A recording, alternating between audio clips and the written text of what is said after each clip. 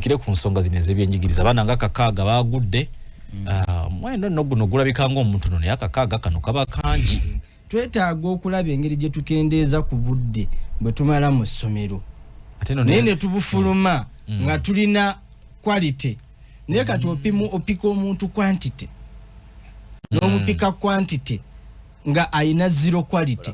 Yenze Haji Aruno omusomi w'edduwa asangibwe Bulumagi ku luguudo lw'Ejjinja nkola ku bintu ebyenjawulo ng'emuli endwadde zitawaanya abantu aba bulijjo nkola ku abo bonna abalina ebizibu mu mukwano bw'oba olina ebizibu mu mukwano jangu gyendi neeyonera nsobole okumalira ensonga nkola ku mikisa egy'emirimu nkola ku abo abaagala okugenda ebweru buntu nk'okozesebwa amajiini okozesebwa saitwani ebyo byonna mbikolako osobola okukozesa ennamba z'olaba ku screen oba okuweereza obubaka.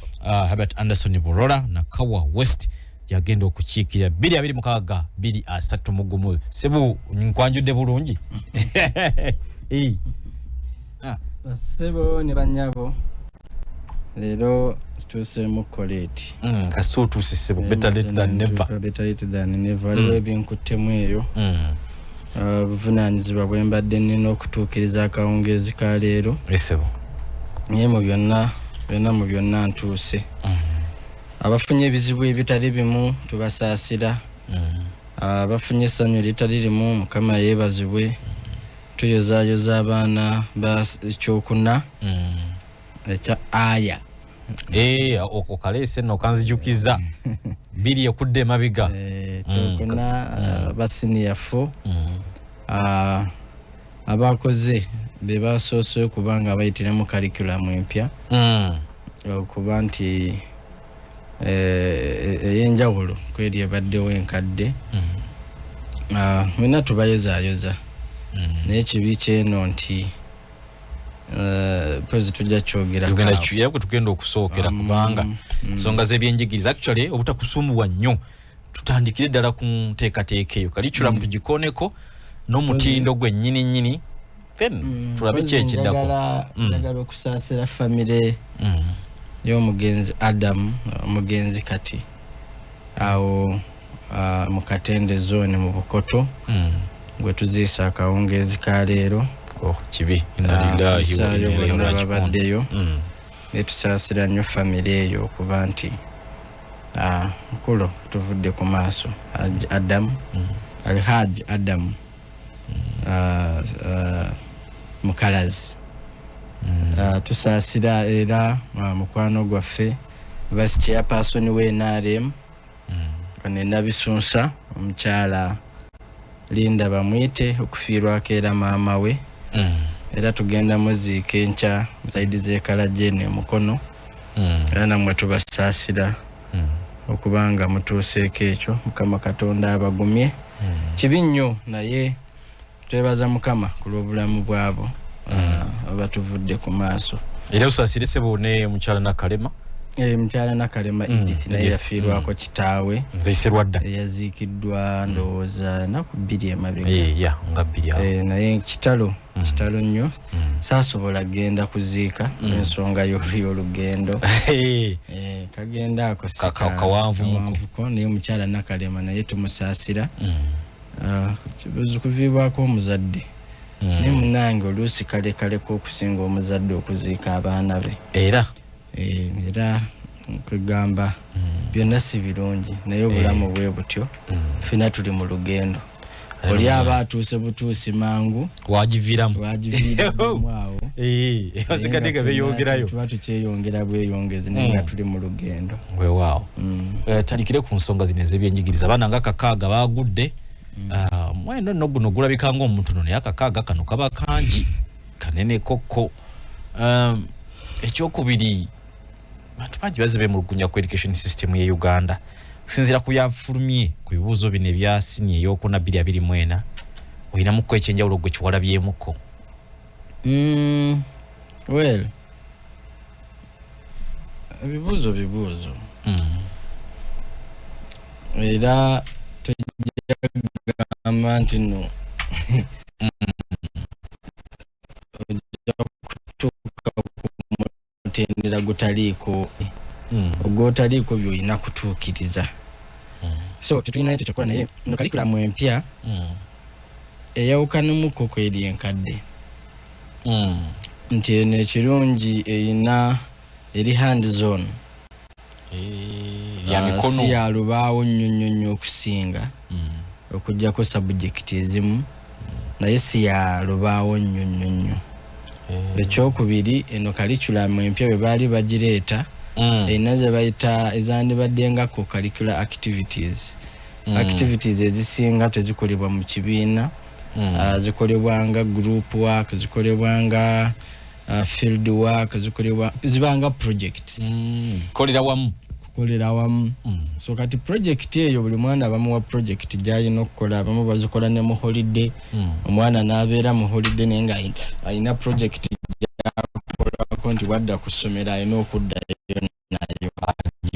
nayo agiweeyo which is good naye amasomero gaffe agasinga nga gapangisa ekizimbe ekitalina na compound curriculum empya wakati tulina otandika okunoonya biki ebyo ebireetera abaana okugwa mweno curriculum empya era abaagudde baawa eno curriculum empya yeetaagamu nnyo okusinga zi laboratory yeetaagamuko zi computer labs era naye banga laboratory ebikozesebwa bingi kati ebyo ebikozesebwa ojja kwekanganga nabyo already mu kadde tubadde tukaaba zi labs naddala mu masomero ageewalako waliwo amasomero ng'ebitundu mwegali tebiina na internet tebiina na masannyalaze eyo omwana alikola dukola ICT alina okukola ICT eyetaaga internet eyetaaga ne n'amasannyalaze eyetaaga n'ebintu ebirala n'obudde bwekiro okwalayininga okugera okwenkanyankanya ebyokusoma kwaffe bikyalina olugendo luwanvuko okubanga biri ku mutendera gw'osobola okusanga buli wamu nti kyosange Karamojja ojja kukisanga Kasese okisange Ekisoro okisange Ebusiya okisange Serere ofuna bulungi balance tukyalina olugendo luwanvu era muli nsuubira tukyetaaga okubanga twetegereza ngeri ki gye tukolamu naye nze kikino kyendowooza kyendaba kikyetaaga okutunula buli mwana twetaaga okudetermininga engineer ku senior 4 ofuna bulungi tuba tukyali ku senior 4 nga tumanyi tunagenda kubeera engineer project gyakola ku high school akola project nti okutuuka ku senior 4 okujjako omwana agenda okukola literature oyo gye tusobola omuleka n'asoma n'afuluma ne qualification eya theory naye ebisigadde byonna binakuba bya mikono byandibadde ku senior 4 bw'atuuka ku senior 4 tetukyanoonya combination nti agenda kukola combination kimege pege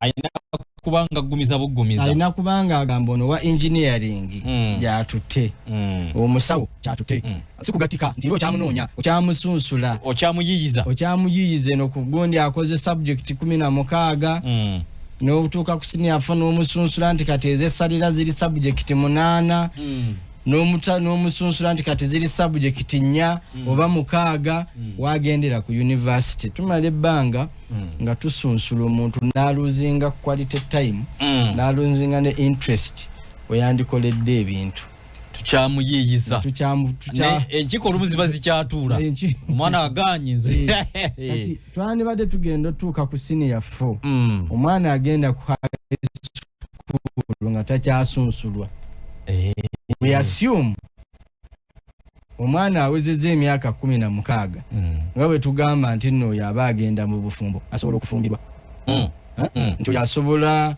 16 awo asobola okufumbirwa asobola okwesalirawo mu bulamu bwa bulijjo ebyo ebintu ebiri practical lwaki abatanatuuka kubanga asalawo ku bintu byazasoma ebbanga lino lyonna mulimu abaya yafuna dda ne choice ne ey'omusajja gwayagala six packs agenda otuuka ku campus nga interest agikoze eki nga interest ekendedde so singa kutuuka ku senior 4 omusawo n'omuta lawyer n'omuta era family etandikirawo kwesunga n'omuta kakati ono musawo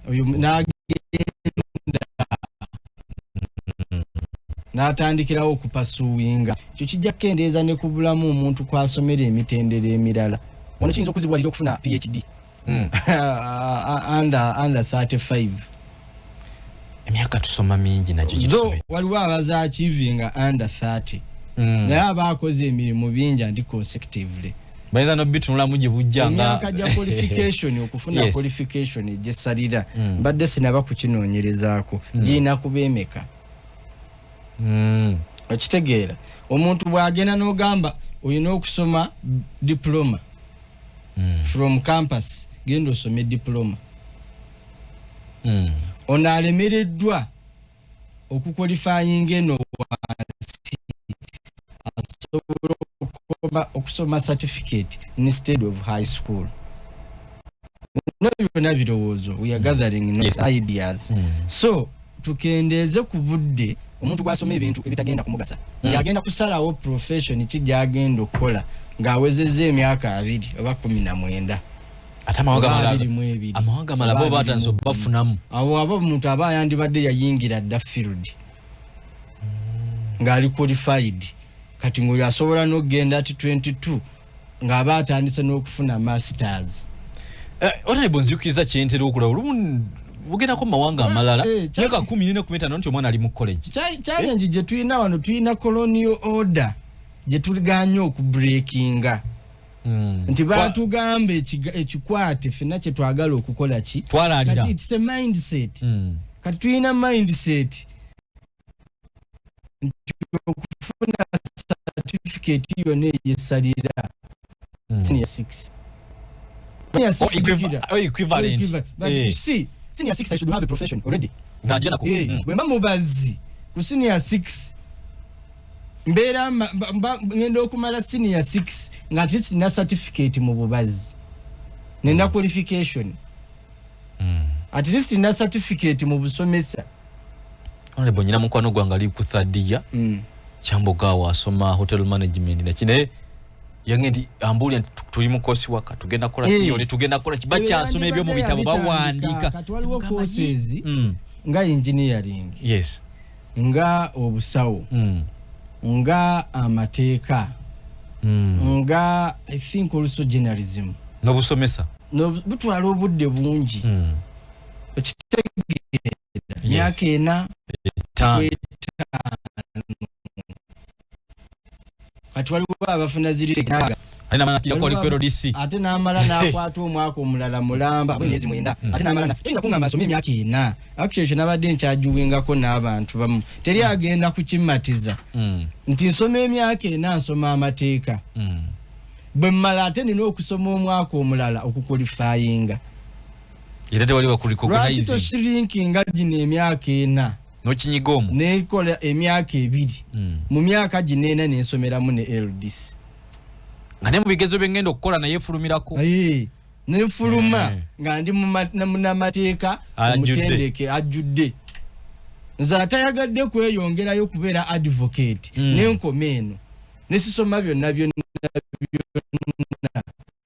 why do I have to go into all of this time wastage ngate education kati mu ggwanga yafuuka commercial commercial sango tumazo graduating up ate mujiridde enkyalo omusanga n'ebitabo ngeze kwe zizeyo atendi kwero disoga emyaka ena saa qualifying twetaaga okulaba engeri gye tukendeeza ku budde bwe tumala mu ssomero nene tubufuluma nga tulina quality naye kati opika omuntu quantity n'omupika quantity nga ayina zero quality kuba bw'ongamba nti nsomye emyaka ena nsomye mateeka nisisobola beera advocate then mba wakibogwe ate no jasanga omusajja atasoma na mateeka nga basajja bulijjo beewolereza bintu byakulizo ninga kubanga so waki opika quantity ono omungi nga temuli quality nti omuntu bw'amala okusoma ate alina okufuna additional certificate nina degree naye ate ngende nkole diploma to qualify me ate nga diploma ekola gate singa degree ate kubanga LDC yes. I think it's a diploma bwe kiri baluwa kakati ongamba oti anti alina degree sisobola qualifying some of these inconsistencies tezikola makulu. Let's align our education system. It is secondly, it is expensive. Education system yaffe eri expensive. Checho eri time consuming. Budde bungi etwala resources nyingi. Kati ogenda okulaba nga abantu babadde constrained along the way. So mwana wa senior 4 bamala senior 4 abate kyetaaga kusunsulamu kuddamu kugezesa mutagende mu profession agende mala senior 6 nga alina certificate aina certificate si ya advancement ya UCE ataka to ina advanced certificate of it doesn't make sense. Or in a UCE or in a USCE, none of them is a yes. Zona zono cheta agato okongera okuzigattako. So nandi badde nva wano. Nonta nenkola high school. Nenkola wakiri certificate. Nenkola certificate oba mu busawo banasing. An introductory certificate. An introductory lesson. Oba mukaliya yange begaba mateeka nenfuna introduction to law. Oyasoma senior 4 ina chama ina chaso na ina senior 6 so ina just qualification not for a job unless not for a professional job. Okitegeera? Yes. Nandifunye introduction to engineering. It's a certificate. Nakola introduction. I can even go and get some job. Nenkolanga bwenkola ki? Nga bwensoma. Kubanga nina introduction. Sekiba kipya. Begaba mateeka nsobola okubakira aka. Nawe ntandikira. Nsobola okukola nsoma amateeka naye nga nsobola n'okukola mu law firm ebiri basic. Kubanga nina introduction. Naye mala senior 6 nga I am still not qualified for any professional job. Era gatulina kiwali toyina kiwaso. Kati emirimu gyonna egyetaaga senior 6. They are not professional jobs. They are casual basic jobs. Tata wange yangamba kasobo osobola okwesimbawo kuba president. Okwesimbawo. Kyokka kati senior 6 ne senior 4 zasegadde kwekyo. Na agamba there is a diploma in law after senior 4. Yes, but you see that is not structured. It is a shortcut. That diploma is more of a shortcut. Ofuna bulungi nti senior 4 bwe mala senior 4 nsobola ogenda nenkola diploma. Yes, a diploma so but you see it is not a structured but shortcut. Yes, what we are saying nti abaana bonna cutting across all professions ze bagenda okukola. Omwana atuse mu senior 4 abamaze okusaba nti njagala mawulire. Nkole course mu mawulire introduction to mass communication. Dinebwemba ngendo okukola degree eya mass communication ku university oba ku college. Abazungu America bayina engeri gye ba interpreting nina already a qualification. Nina motivation and I have to upgrade this. Ne waba akomya waganti we have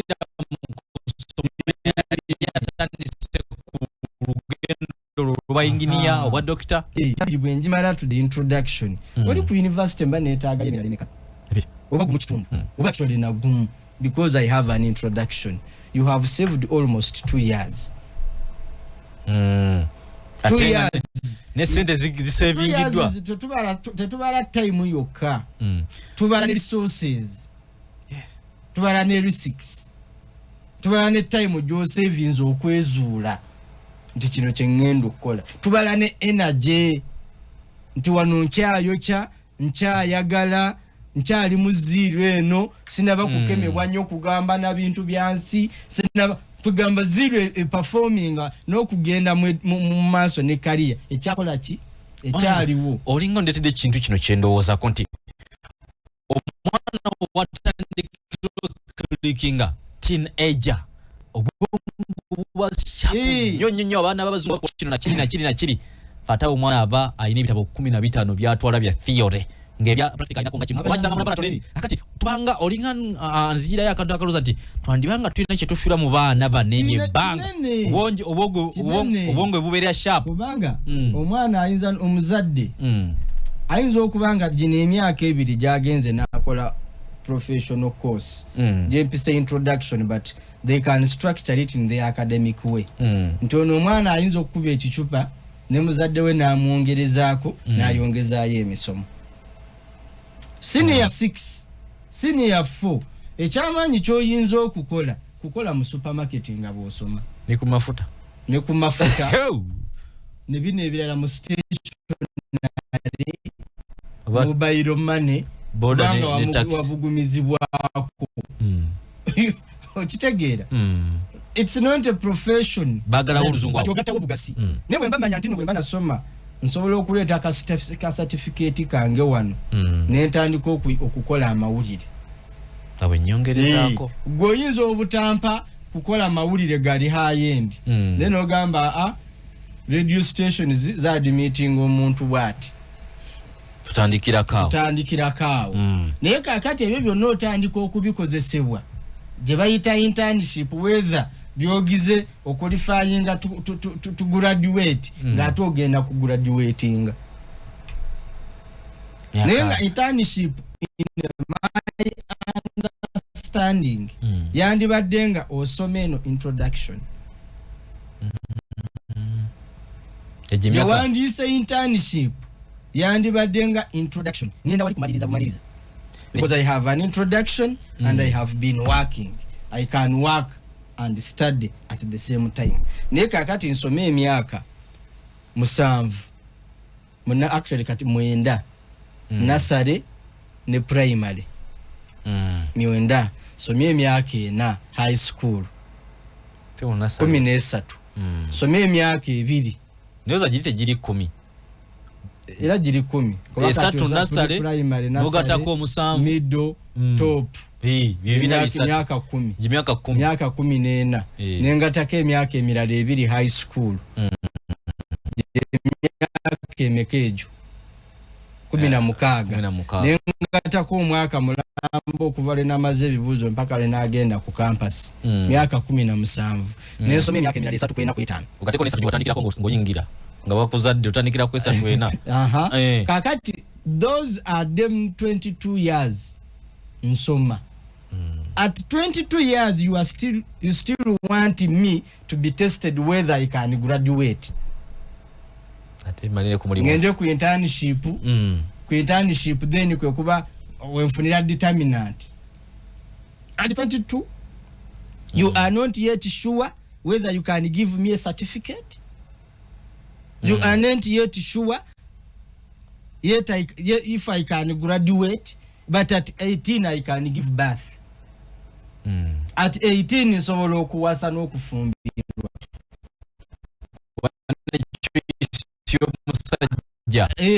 Nsobola okukyompatina. Yes.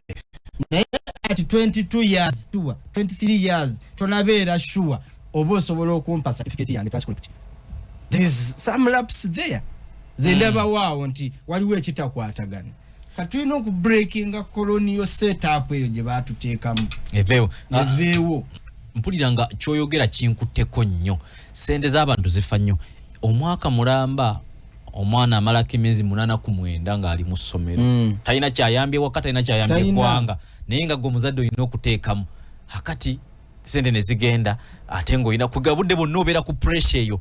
Naye mpuliddeko nti abagudde Aina kudewa simu senior wano. Eno kalichula mwempya.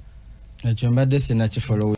Kiwulidde ku ngamba bwabaddewa nze mbadde mu kalulu ambuuza ekibuuzo kyange ekisooka tonnangamba nti tujja kuwangula ojja kumpagira akalulu akawedde obuzibu bwaliwa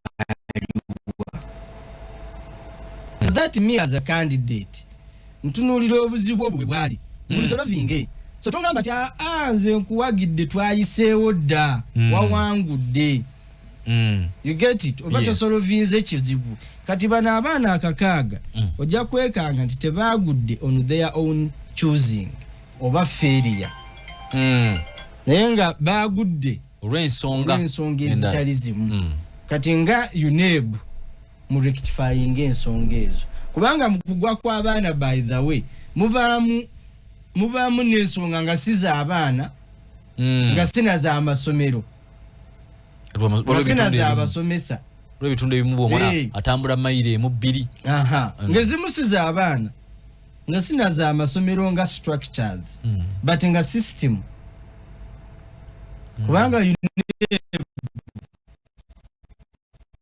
simanyi UNEB mugaso abantu abasomesa ba clients bo goba screening bali up to date Chairman weru yakwata ebigezo n'abiwa abasomesa ne babigwa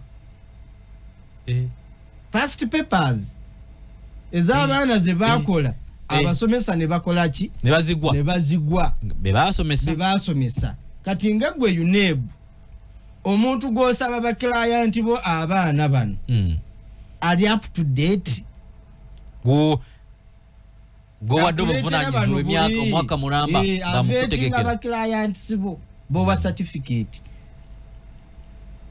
ekyeru abantu bavumirira nnyo chairman oyo yeyingiza mbita mukwatako but he was telling you there is a problem beyond abaana obutayita ndowoza mu kuswala the minister to say this is wrong. No, chairman agezaako kulaga nti akitwala abaana baffe mubasuula si basiru nze njizudde tosanga yayina akeya mubaguliza kati waliwo niza agamba nogena human rights amusomesa teyandikoze bwati. No, there is a problem. Omwana agwa nga teyandigudde but toyagala kukiwulira kiwulirize ojja kwesanga mu bana akasanvu ng'ogyeko failure z'obuntu ng'obuntu tezibaamu nga mulimu abaana ng'enkumi 5 abatandigudde nga either yabasomesa bikyamu okusinziira kweno curriculum oba nga ne byabasomesa naye yayita bimanyi. Tuddeyo tunoonye bano what is the problem, because this curriculum, this is unacceptable. This is a number you cannot accept. Bagenda mutwala okusinziira ku curriculum gye tubadde nayo. Naye ate luli babadde bangi. Luli ababadde bagwa babadde bangi. Okusinga kweno. So kakati kweno bano nga kwomu bwe yatulagako nti abaana tebagwa lwa bunafu bwabwe. Oluusi bagwa olw'ensonga ezitali zimu ezitakwatana ku baana. Semuwe kana akakaaga kano. Nawe bagudde. Ojja kwekanga nga bw'otunuulira ensonga zaabwe ojja kuddayo bamakingire ku mooko obawe qualification. Honorable Katunu, waliwo omuntu eyali alina ekiteeso actually yamusomesa wali bamusobozesa nyamunoonyako aga nti gavumenti ekkirize setting ebibuuzo bino ng'esinziira ku regions babawe ebyabuziira n'enkulaakulana eriyo nga nekiri kyogambye nze kwenjagala okinyiga kubanga omusomesa nga maye ajja kusavinga region eyo n'ebizibu byamu era osobola si kituufu kubanga bw'oba okuqualifying omuntu tomuqualifying okusinziira ku region wabaawo standards. Kati oyo omuntu ogenda muteekamu eyo etolitole nti taligifuluma mwalikolera mpaka. Any profession that is qualified is eligible on international standards.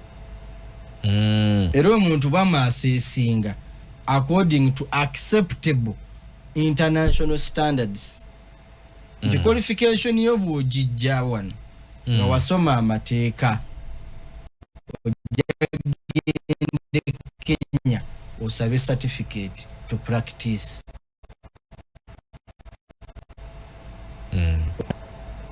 Bw'ogenda nga wasoma business administration, bw'ogenda London okusinziira ku transcript kw'oyina oqualifying okukola omulimu oguli business related oguli related ku course yo. Kati bw'ogamba nti tukola abantu tubaasesinga okusinziira ku regions zaabwe, obeera break oba otaddewo barrier, oyo omuntu abeera talina qualification. Ngati bulimu betutika ekinene tusembeze buweereza gye bali talina qualification. Qualification talina boundary. Kyova olaba okufuuka university n'okuwa chata nti osomesa omuntu ali ku standard eyo oyina by'oyitamu. Oyinza kerinta n'ogamba kino ekizimbe kitransforminze n'okiteekako university n'otandika okusomesa. Waliwo amasomero wano nga balina degree ze batasomesa wano mu Uganda naye nga they are universities. Nga standard yaabwe tennatuuka zisomesa. Standard yaabwe tennatuuka zikoza ki? Zisomesa. But they are universities. Kati African Bible University ojja kusanga nkuwa kyakulabirako nga teyina amasomero gekkirizibwa okusomesa. Bw'ogenda wano e Makerere ojja kusanga tebalina degree ya theology. Wano e Makerere nga ate African Bible University egikola ki? Egiyina. Makerere simanyi balina degree ya Shairialo. Teriyo. Nekyambogo naye ate university ate zonna degree but they don't have that. Ate ojja kusanga kwa UG. I don't know whether bagiyina kuba basinga bagisomera bweru. Si Julian Kowane Saudi Arabia kwa jange bemanya abayina degree mu Sharia law oba Islamic banking basinga bazisomedde bweru. So okugamba mbunno omuntu bamwasesinga ekalamoja what will your transcript say? Yo government flebo ekibalancing erabe nga kijja kugonda mu bintu by'otasobola ku compromising mu education. Kati ukole kibatwale buweereza babongere mbongeze. Education is budget batya is more of a migration attainment.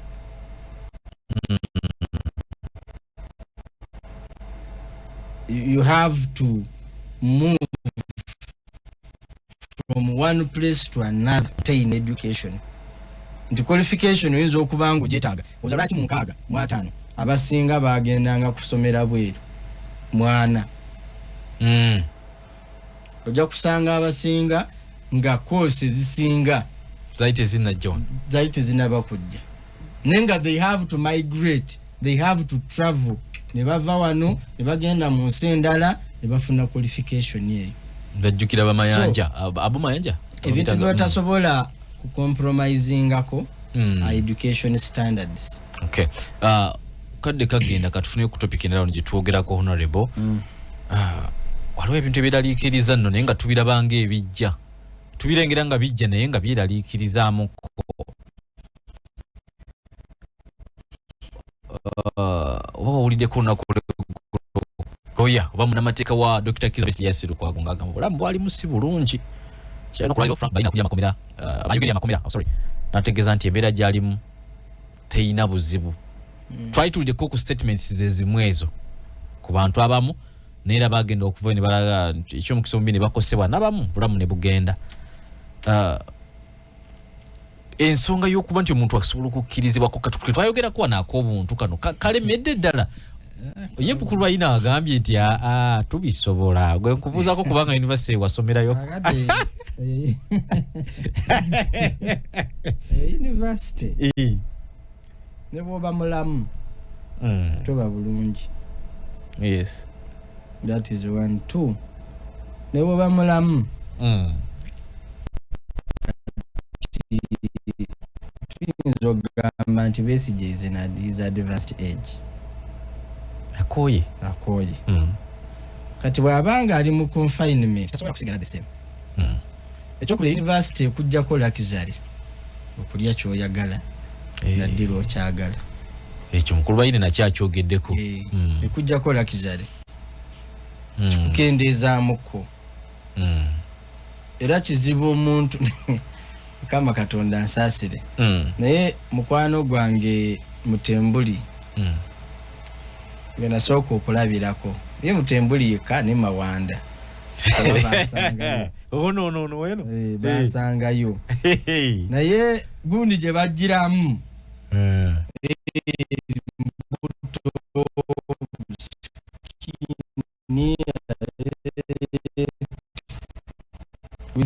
obanga avaawo enkya so partly njagala kukiriziganya ne Lukwago nti Besigye ali mu advanced age ekyokubiri tasobola kuba the same given the circumstances waliwo torture somehow you get psychologically tortured and you see psychological torture is stress tekuleka kyekimu mentally so your levels your body also communicates ubanja abadde omanyidde ka evening tea obadde omanyidde oyina ebintu kati abantu balina routine abagenda okwebaka soma ku kitabu bananywa nalaba ku mawulire biri routine mu mitwe gyaffe era oba tokifunye owulira nga toteredde onakulote rujjudde owulidde ku mawulire oba olina leero sikoze ku dduyiro oyina agamba kugamba routine eyo nayo bwekuvaako kirina engeri gyekikusirinkengamu so I may agree with the lawyer Lukwago about the issue of Besigye nti tasobola kuba definitely but also bayine akati bayine alinga abazaalisa bakola batya omuzaalisa togenda nakyo egyo kyombu ogenze kuzaala musange nga muli awo muteesa ku ngeri kijyalina okuyisaamu alabye abazaala emitwalo n'emitwalo sigwasoose era ajja bikulangira olinga ddamu byayogedde yagee ti balina abasibe emitwalo 7 n'okusoba ate sinalaba na mawulire balina abasibe emitwalo 7 bo tebalina bye bagenda kudda bagaye nti kati onaze wanjawulo amateeka agafuga ekkomera gali gegamu just bo bayinza okugamba agenda eri mu lukale jangu kena wasamu but yo jakusaye bagamba nti oyina ddomuyo nenga irimu buli kimu so I think what is important kesi eno kesi ya Besigye ejja kukola ebintu bingi ejja kukola presidents nyingi mu history ya Uganda and simanyi lwaki eteekwa okubeera handled and dispensed as soon as possible and if possible technically akati yawagamidde kooti eno egamba tukyalinda tutegeera kibayogedde bali bagamba twagambye tuti kati awo tuyinza omumalawo akaseera nawo ke tutamanyi so yo kesi beine simunenyalabya talina gwatanalaba bajenero baminista baPSC bani bonna ababbi b'enkoko bayiwe robazi ababbi b'obuwumbi eza sirimu agambye di baade baga nti omukulu ali ku hunger strike Besigye yavuganya okulya nabaga nti nze nemmere engeri gyagitemamu sigirabangako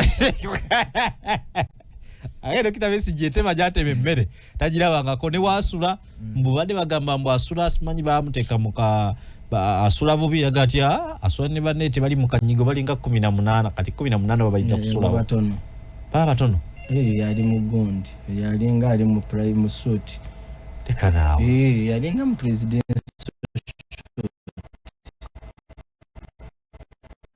18 tasule 18 wagenda wekinana my god mukobya yawe ubuli 18 so Dr. Besigye musibira mu komera so shoot amajira amanyira awo ali bulungi 18 bwe butanda 18 yalina ku katanda just ekimujirwako nti isikano kyagala mu kumuwolereza kuba emisango egyo waliwo kye tutanaba kumanya ekigirimu but Besigye is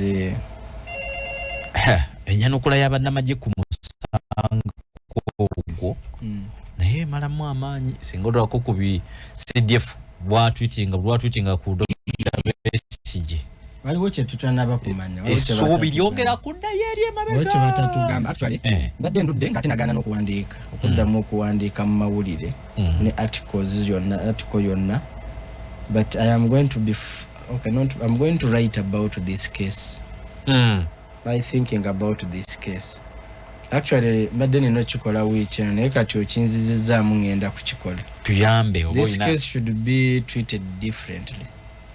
I'm going to write about. I think that article next week should be in the papers. Kuba kati wono wekiri ate oba of course lyo muntu ne balindanga najja mu kooti ne kakati amagye gagana ffe tumanyi kooti ki bitufu gye tugenda mutwala kubanga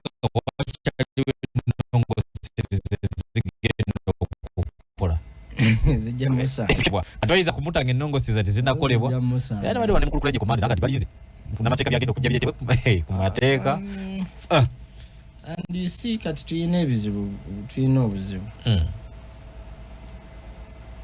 everyone should stop talking nakyo kikosa because there are so many contradictions on this matter. Government should stop talking wabeewo silence okitegeera kubanga luli oli yavaayo n'agamba tetugenda kukkiriza omwogezi wa CDF Attorney General bwe yagenda mu gundi mu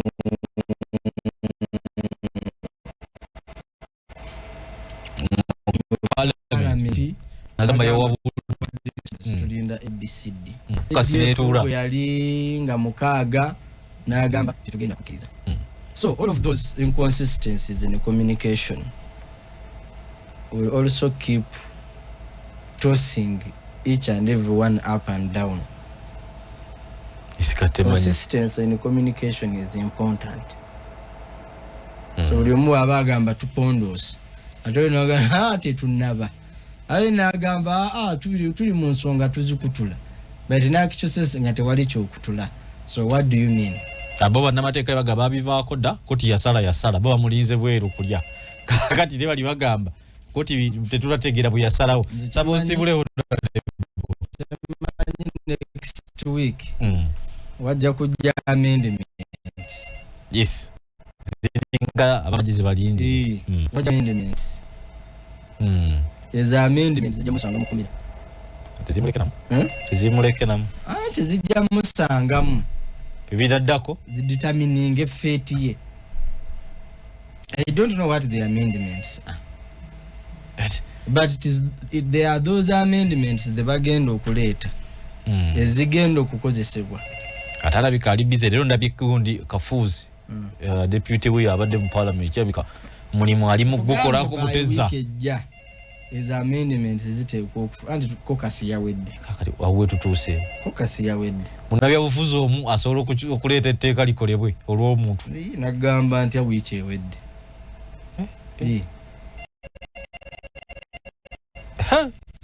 mateeka gagenda ja n'amaaso